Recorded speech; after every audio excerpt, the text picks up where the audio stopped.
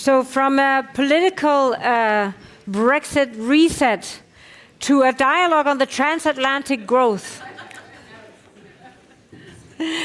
To a dialogue on the transatlantic growth, I would like to welcome on stage a few of the companies that are leading this transatlantic growth, and also for a discussion on how we basically can learn from this alliance and expand our partnership. Let me welcome on stage Henrik Bourgeois, the Senior Vice President of Government Affairs from MasterCard, and Dan Hermansen, CEO of My Defense. Gentlemen. Good. No, I'm here on the side, so I can look at both of you in the eye.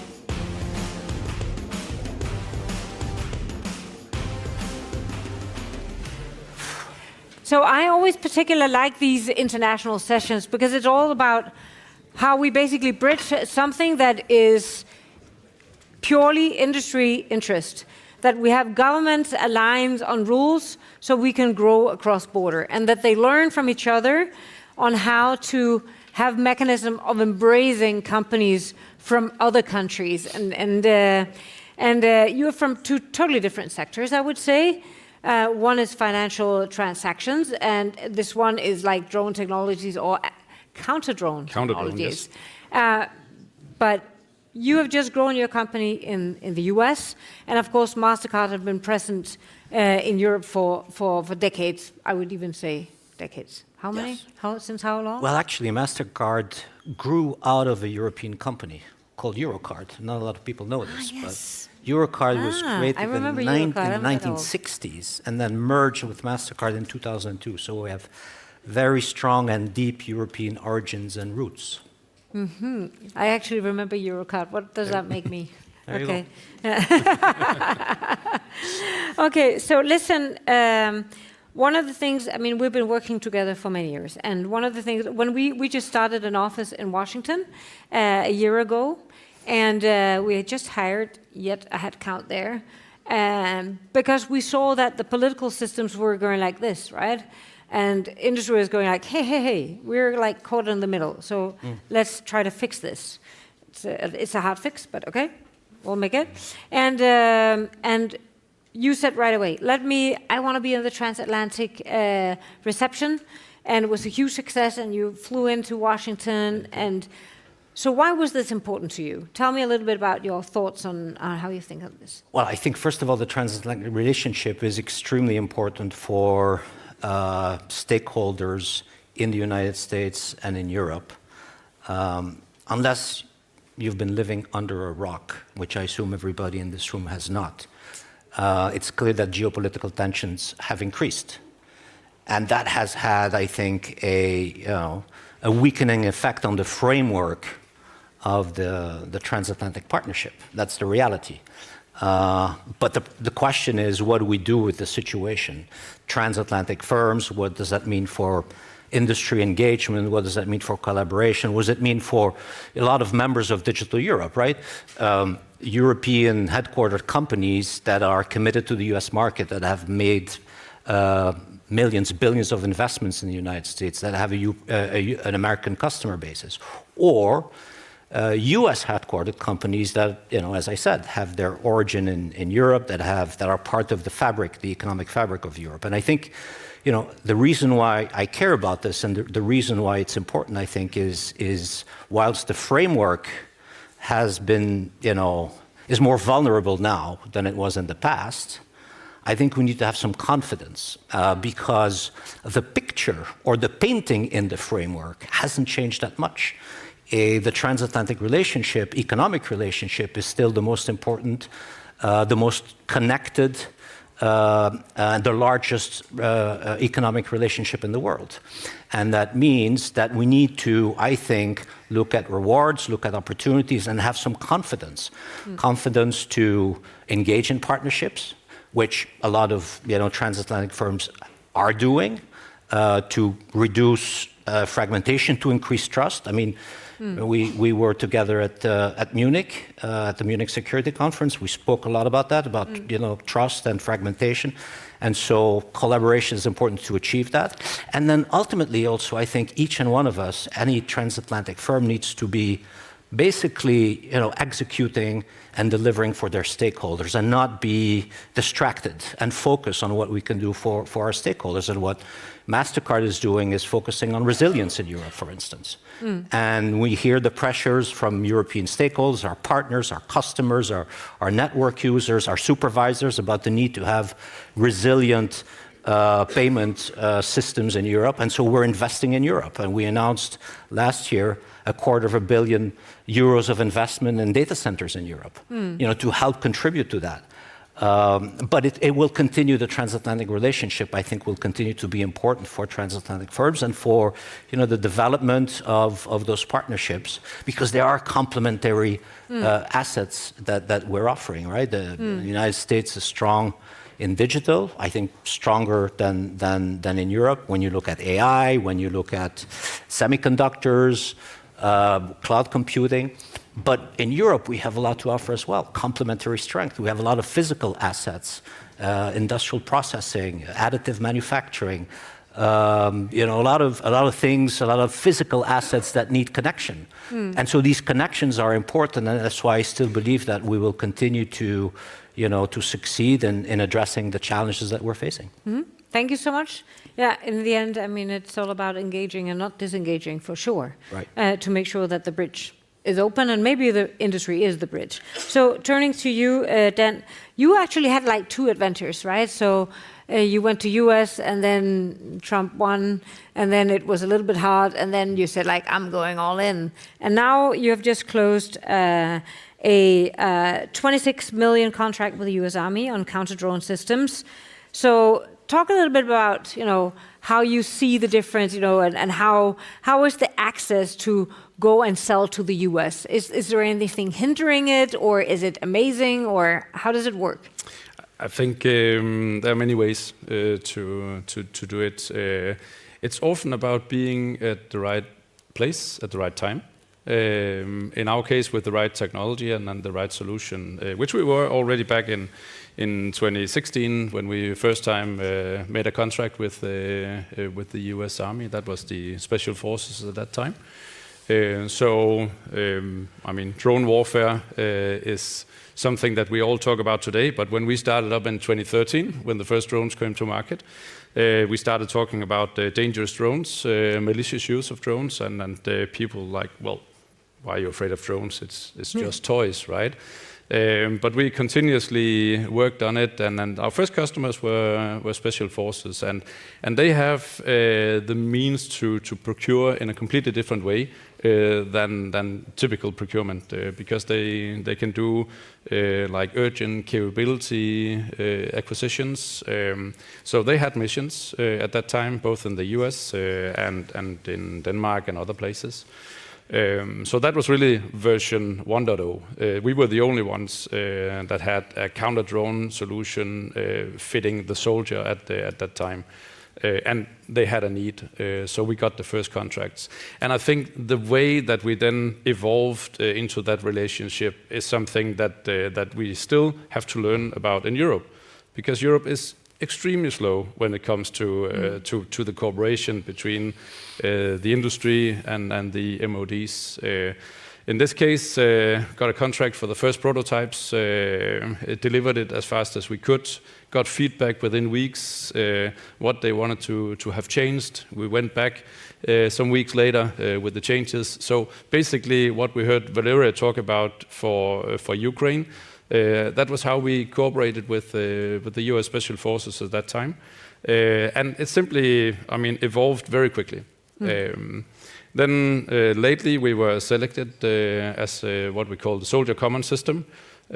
So basically the standard equipment for the US Army for the body-worn solution, which is extremely proud of, and shows that continuous commitment to working together with the US has been extremely important for us. So we spent about 7 years getting to that contract, and now we are also investing into the US. We are opening, actually later today, we'll be opening our factory in Oklahoma. to support the US market. So we are continuously investing, and we also get a return of investment. So basically, it's definitely heard and seen, and immediately we get a positive response. So I think that agile process of procurement is something that the Americans are very good at compared to Europe. Yeah, and I hear, so here in Europe we talk about European preference and should we exclude some and should we go first. But what I hear is like in US they say like, hey, European technology, amazing, let's test it. You'll have a contract, come again, please let's build a partnership.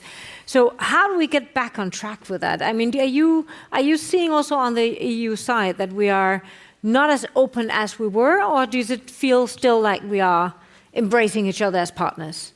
I think this jury is still out. I think we have a lot of diverse views and opinions in Europe on how to address the challenges that European stakeholders, companies are facing.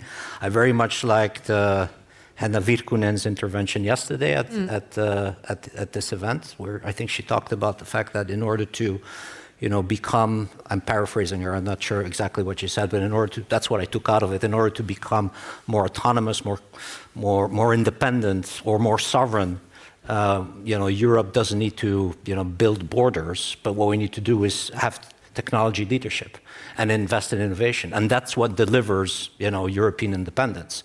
And I strongly agree with that. But there's ongoing debates, as we all know. I mean, there's discussions about, buy European in public procurement. And there's various ways that people think they should be addressing, our gaps that we have, because we have gaps in Europe. But I still think that, we should be focusing on, value for money, and try to get scale in Europe, right, which is really what is missing in my mind. I think we're still fragmented within Europe. And the more we can get scale, whether it's in financial services, whether it's in the energy markets, whether it's in the telecoms market, we can really then take the benefit of our internal market to develop economic growth, to develop competitiveness. And that's, for me, really the key.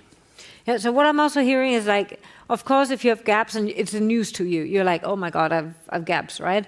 But I'm also hearing that US also has gaps. If not, you're not there. Of course. You're filling a gap. So maybe US is less scared about having gaps, but more busy about attracting the most innovative companies. And maybe that's where Europe needs to get to again after the shock of waking up to the fact that we do have gaps. Of course, everybody has. So maybe just one more question to you, Hendrik. Now on the payment side, right? You have mainly two American players. One comes out of Europe, but is there a space for more competition there? And how do we foster even more competition?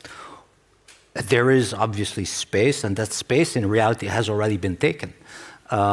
Yes, there are only two international payment schemes, but the European landscape is very competitive today already.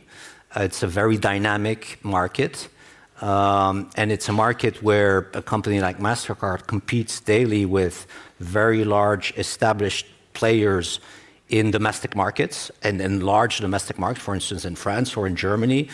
A company like MasterCard is really the challenger. We see the emergence also of pan-European payment schemes, where you have national payment schemes that come together to develop an emerging pan-European scheme, a private initiative, which is, I think very promising. So there is a lot of competition. And then it's also a very innovative marketplace. We see a lot of innovation, a lot of new entrants, whether, it's things like contactless payments, which didn't exist, 5, 6, 10 years ago. We see real-time payments. We see the emergence of tokenization. There's additional types of technologies other than NFC. QR codes that are being used, very successful companies across Europe. For instance, in Poland, there's a company called Blik that is, extremely successful in e-commerce. So, my view is, to answer your question, it is already a very dynamic and competitive market, and it will continue to be so because of innovation and because of the desire to, continue to have alternatives and choice. in the marketplace, not only for financial institutions, for fintechs, but also for, consumers day to day. Yeah.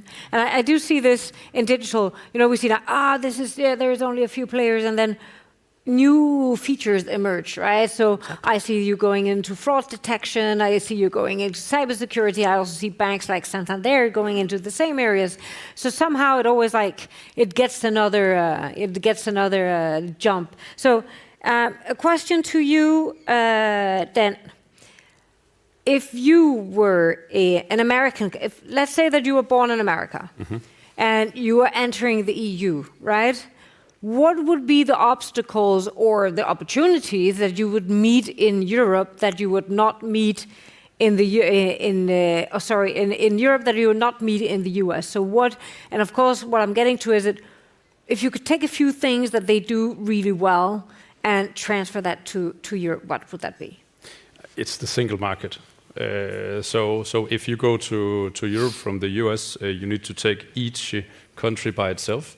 Just like we do from Denmark, so that's why it takes a big team of salespeople actually to penetrate Europe, where it takes a small team to penetrate the US. The economy of scale, if you look into the defense and security market, half of the world market, that's the US market.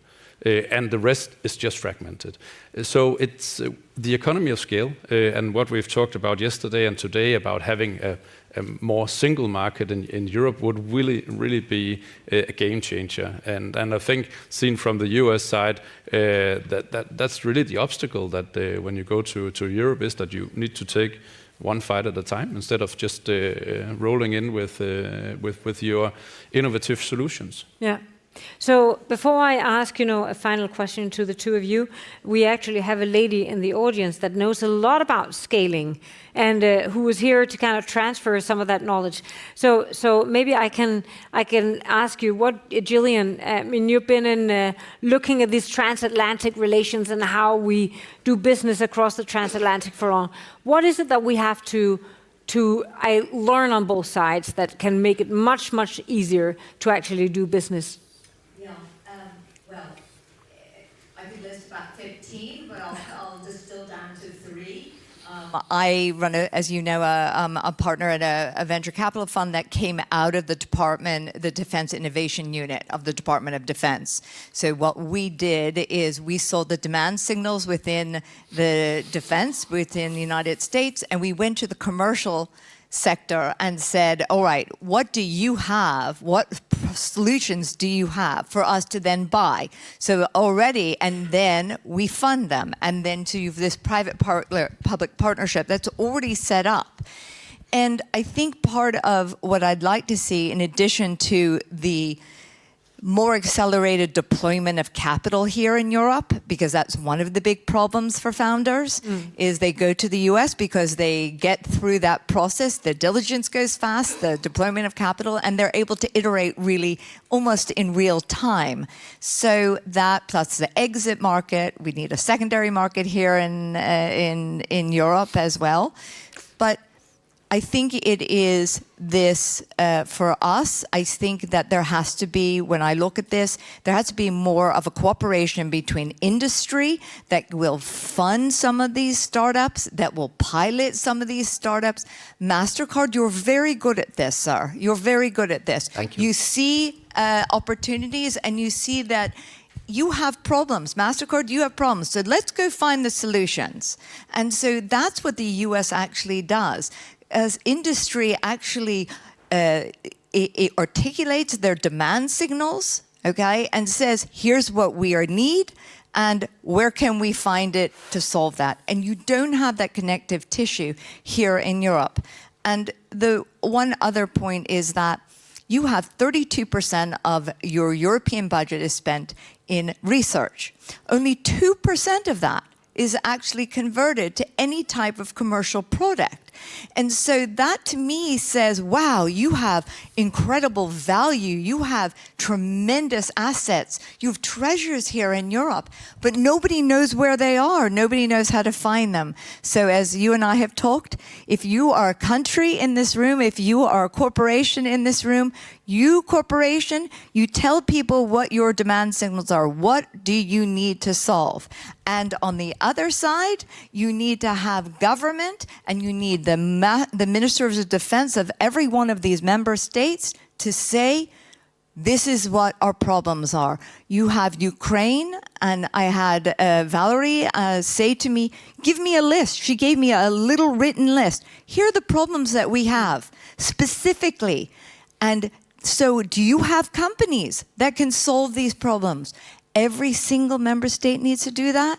Qualify problems, customers already set up, and capital that has to be readily deployed. Yeah, thank you so much. So very good advice. And MasterCard, you actually have this scale-up initiative. Absolutely. Just a few words on how you see that, because I mean, actually, we have big fraud problems.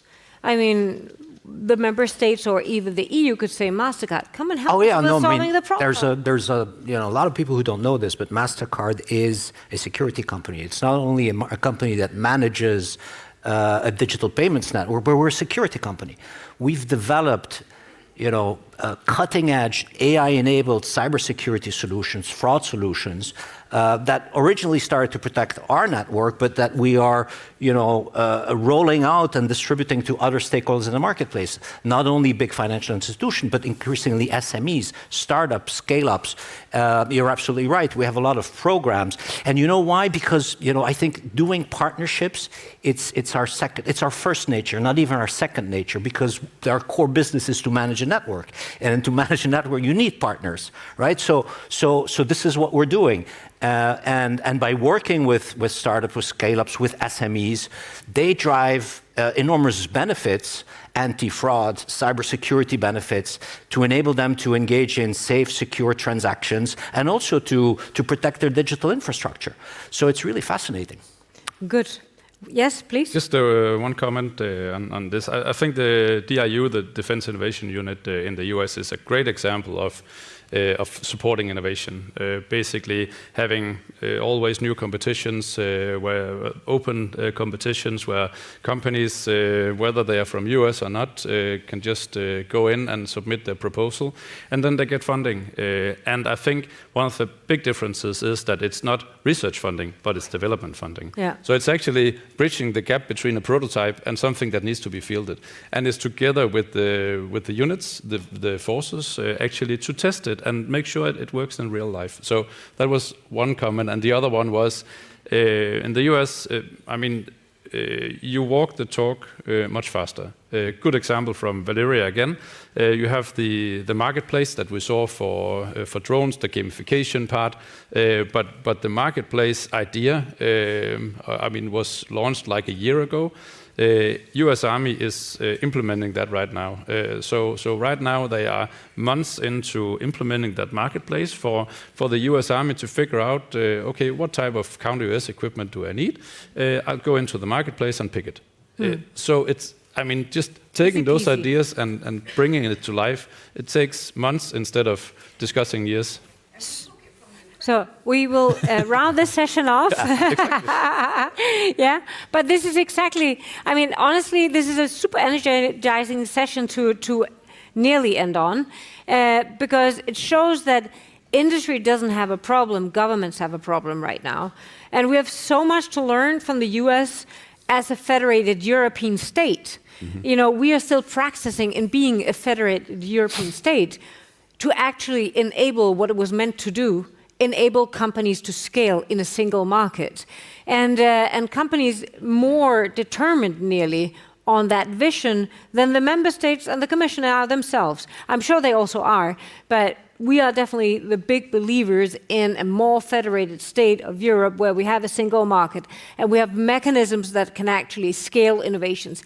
And then, of course, we benefit highly from having an open US. They say, okay, you need production here, you need to keep these rules. We do it, we're in. We need the same for Europe, keep Europe open. we have these problems, you keep these rules, you're in. So with that, very energizing discussion. Yippee-yi-oh for the transatlantic relation. Thank you. Thank you. Thank you. Thank you so much. So please stay in the room because I'm just going to round this session off. I want to invite on stage Peter, our president. Peter, are you here? And Una, who is the CEO of the Irish Association. And please, Peter, yeah, maybe we can sit.